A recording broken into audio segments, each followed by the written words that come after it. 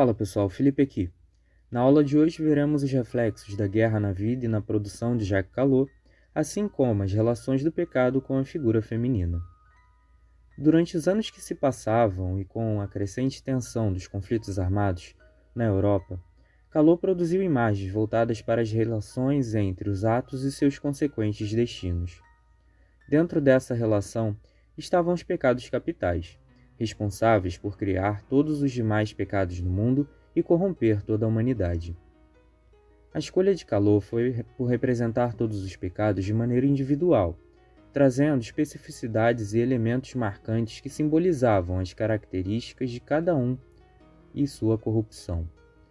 Porém, em comum entre todas as representações, a figura feminina foi representada também com corpos diferentes entre si, mas que reforçaram a ligação do gênero com o pecado.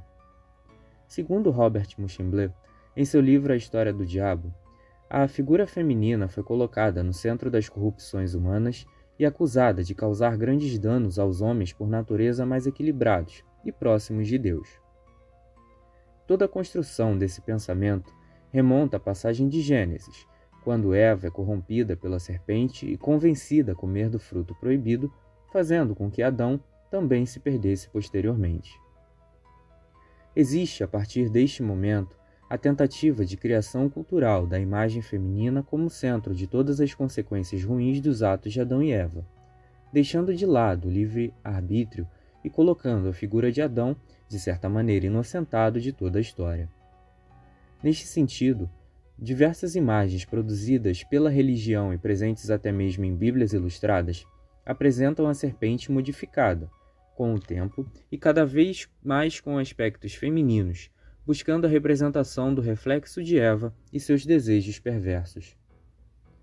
Todo esse enraizamento cultural sobre a figura feminina é replicado e aumentado, buscando colocar o homem cada vez mais em situações de poder, deixando de lado e retirando muitos direitos das mulheres ao longo da história.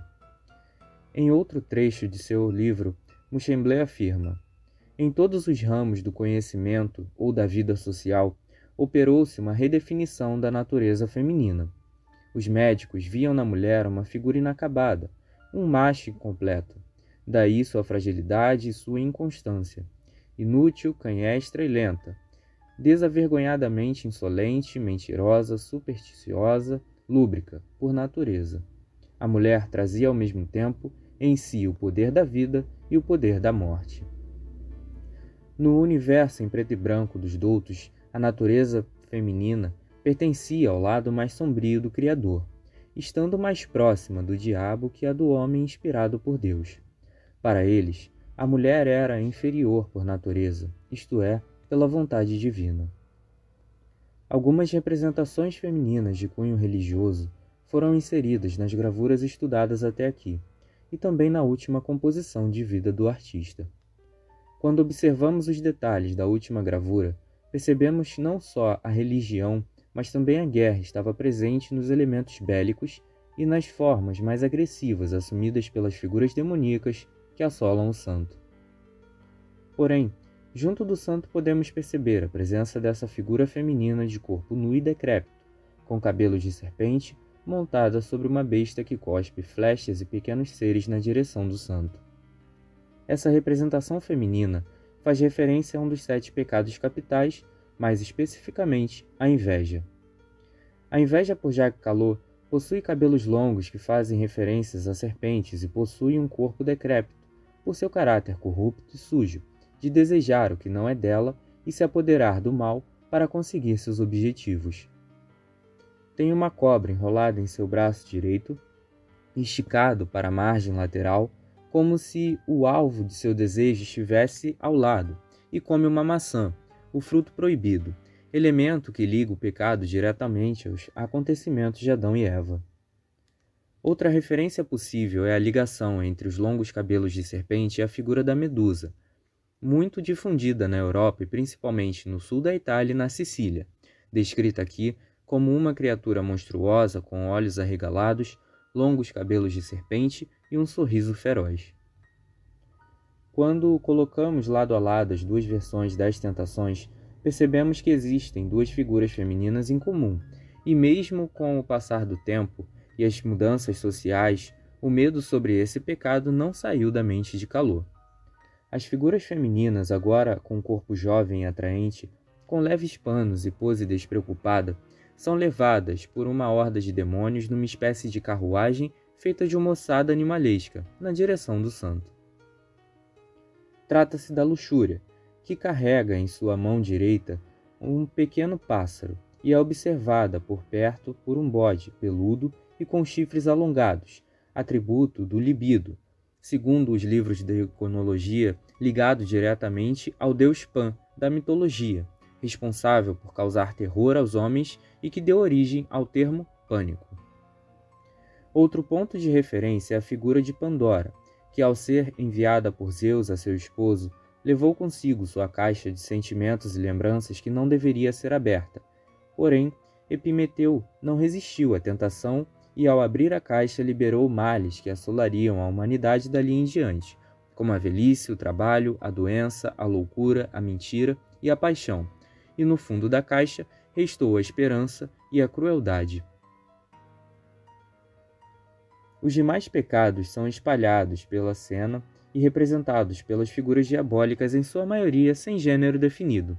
Mas Calô também fez suas representações sobre eles com figuras femininas e caracterizou cada um da seguinte maneira.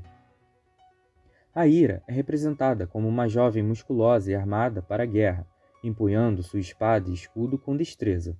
É representada com o leão, que, segundo James Hall, possui diversos simbolismos na Bíblia, mas pela temática apresentada na gravura, pode ser interpretado como um símbolo do diabo, assim como São Pedro o descreve em sua primeira carta. Ele diz: "Sejam sóbrios e fiquem de prontidão, pois o diabo, que é o inimigo de vocês, os rodeia como um leão que ruge, procurando a quem devorar." A avareza, como uma velha decrépita, que se encontra hipnotizada por suas moedas e pelo acúmulo de bens mundanos, representação que possui a presença do sapo, outro elemento que, segundo Hall, é um atributo da morte.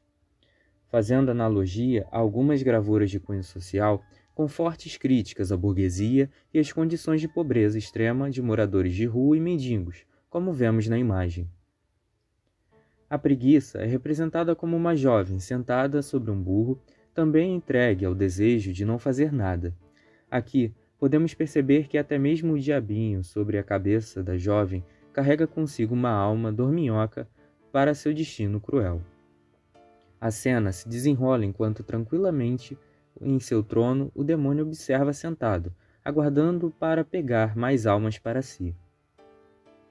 A gula é representada como uma mulher gorda e desleixada, segurando firmemente um cálice de boca larga e uma garrafa de vinho, com um porco à sua espreita, atributo que revela as intenções do demônio e o futuro da jovem, assim como a bruxa de João e Maria pretendia fazer. De acordo com o historiador da arte César Ripa, a barriga avantajada nas representações da gula remetem ao ventre como o próprio deus da figura gulosa. E por último, mas não menos importante, a soberba, como uma mulher da burguesia, vestida com roupas pomposas e também hipnotizada por sua beleza no espelho, remetendo também ao pecado de Eva como reflexo de uma pessoa que coloca suas vontades acima do bem maior.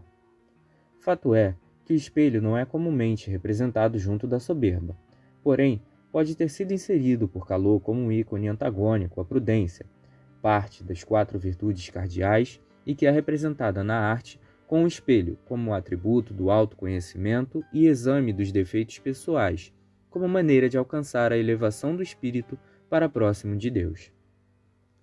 Todos esses elementos presentes em uma só vida e representados por um só artista, que expôs e revelou não só os seus medos, mas também de grande parte da sociedade de um longo período da história humana.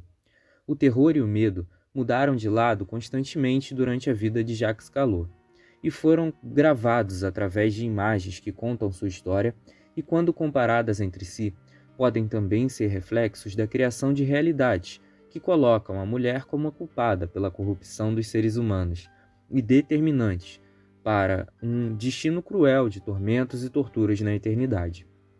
Nossa primeira história se encerra por aqui, e nas próximas aulas veremos outros tipos de terror e medo ao longo dos séculos. Um abraço e até a próxima.